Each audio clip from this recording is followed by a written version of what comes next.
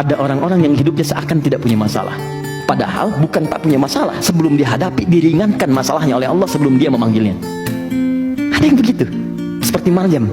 Quran surah ke-3 ayat 37, paling kiri sebelah bawah di mushaf. Ya, butuh pakaian, ada pakaian. Butuh makanan, ada makanan. Butuh buah-buahan, ada buah-buahan. Dan yang mengantarkan pamannya, Nabi Zakaria sampai kaget. Ini kan saya ngantar, kenapa setiap saya mau anterin sudah ada di situ? Dia ada level orang yang belum meminta, sudah ada gitu. Dan ada orang-orang yang meminta berkali-kali, Allah nggak respon. Allah mau jawab begini, kamu ini saya panggil datang telat, sekarang berdoa pengen cepat dijawab, kamu siapa?